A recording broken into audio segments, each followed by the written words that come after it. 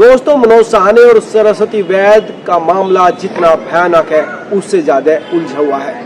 लगातार जैसे पुलिस इस मामले की इन्वेस्टिगेट करती जा रही है, इस मामले के कई पहलू सामने आते जा रहे हैं। सबसे पहले बताया गया कि सरस्वती वैद अनाथ थी, उसके आगे पीछे कोई नहीं था और इसी वजह से मनोज साहनी ने उसके बॉडी पार्ट्स को काटा, उबाला और फ्लैश कर दिया ताकि वो बच सके।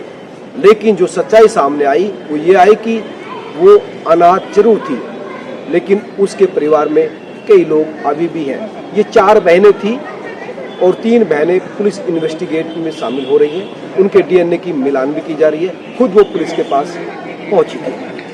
जो पुलिस जांच में पता चला वो ये चला कि दरअसल सरस्वती वैद का परिवार अहमदाबाद में रहता था। इसके माँ बाप काफी पहले अलग हो गए थे, डिवोर्स हो गया था, दोनों अलग अलग रहने लगे थे और सरस्वती अपनी माँ के साथ रहने लगी। लेकिन कुछ दिनों बाद माँ की भी मौत हो गई और इसके बाद वो अहमदाबाद के बालिका अनाथालय में चली गई और यहीं उसने 1 से लेकर 10वीं तक की पढ़ाई की।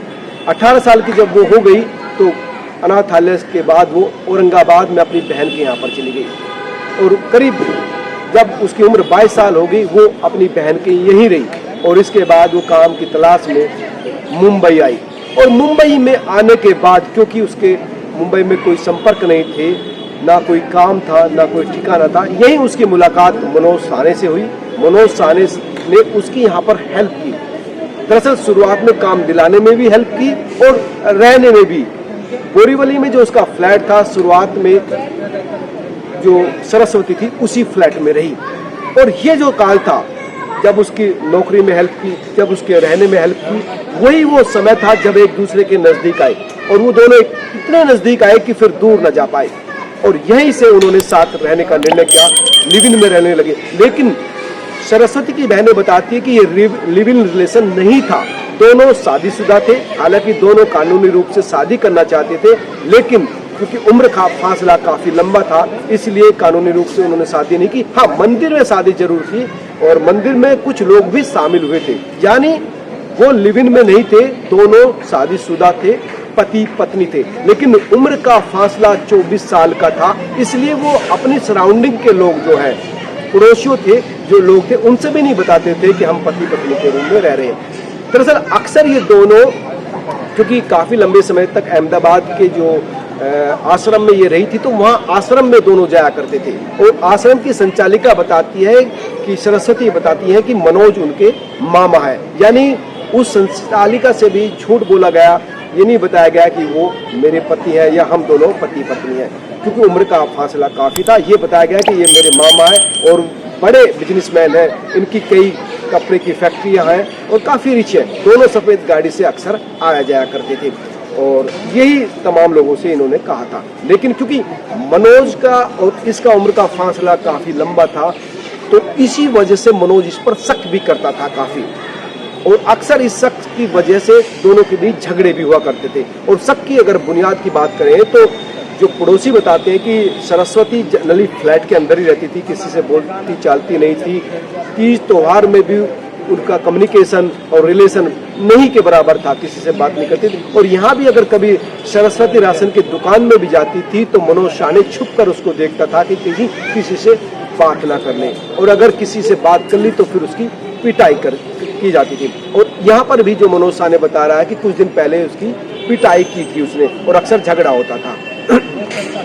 और जब 3 तारीख को वो सुबह इस फ्लैट पर पहुंचा, मीरा रोड के फ्लैट पर, आकाशदीप बिल्डिंग में 7वें फ्लोर पर जहां पर ये कांड हुआ, वहां पर उसका कहना था कि सरस्वती ने सुसाइड कर लिया था, उसके मुंह से झाग निकल आए थे। और इस सुसाइड का कई आरोप मेरे ऊपर ना आ जाए, इसके बाद ही मैंने इसके बॉडी पार्ट किए, 100 से ज्यादा बॉडी पार्ट किए और उसको फिर बॉयल किया, उसको ग्राइंडर मिक्स किया और फिर उसको कुत्तों को खिलाया और नालियों में और नालों में जिसको डिस्पोज किया। ये तमाम हिस्से हैं जो आप जान चुके हैं। लेकिन ये बात साबित हो चुकी है कि दोनों पति पत्नी थे। उम्र का बड़ा फासला होने की वजह से ये रिश्ते को छुपा रहे थे और ये शक्की था। और ये खुद ये भी कह रहा था कि अब जो इन्वेस्टिगेशन में आया कि वो HIV पीड़ित है और वो भी इस कांड के बाद इतना डर गया था कि वो भी खुद सुसाइड करने वाला था। लेकिन सबसे महत्वपूर्ण बात है कि ना इसने, अगर इसको सुसाइड करना था तो इतनी बड़ी कांड होने के बाद, सुसाइड के बाद खुद सुसाइड करना चाहिए था। अगर इसके मन में सुसाइड जैसे ख्याल आता, उन बॉडी पार्ट्स को ठिकाने लगाकर सुसाइड करने का क्या उचित है, ये पुलिस भी नहीं समझ पा रही है। लेकिन इसकी तरफ से ये जरूर कहा गया है कि वो सुसाइड करने वाला था। अब पुलिस पूरे मामले की इन्वेस्टिगेशन कर रही है कि सरस्वती ने जहर कब खाया था, जहर खाने के बाद जो है कितनी देर बाद उसके बॉडी पार्ट्स किए गए, इन तमाम चीज़ों का जो है पोस्टमार्टम से सच्चाई सामने आएगी। साथ ही डीएनए जो इसकी बहन ने सामने आई है, उनके डीएनए से मैच किया जा रहा है, और ताकि ये पता लगे कि खून का रिश्ता था कि नहीं था। ये तमाम जो चीज़ें हैं, ये इस घटनाक्रम के बाद अब पुलिस इन्वेस्टिगेशन का एक हिस्सा बन गया। लेकिन ये अपने आप में साफ हो गया कि ये लिव इन में नहीं थे, पति पत्नी थे। सरस्वती ने, क्योंकि इसके साथ जो है शुरुआत में ही मनोज के साथ संबंध बन गए थे, नौकरी दिलाने में, मुंबई में ठहरने में बहुत हेल्प की थी, और उस एहसान का बदला मनोज ने उसके साथ शादी करके लिया। और आज वो लड़की इस दुनिया में नहीं है, वो इमोशनल जो उसका निर्णय था उसकी जान का दुश्मन बन गया। तो दोस्तों, ये इन्वेस्टिगेशन में अब तक आया है। लगातार मैं आपको इस घटना की एक्सक्लूसिव रिपोर्ट करता रहूँगा। आप इस पूरे मामले पर क्या सोचते हैं, जरूर बताएं। नमस्कार।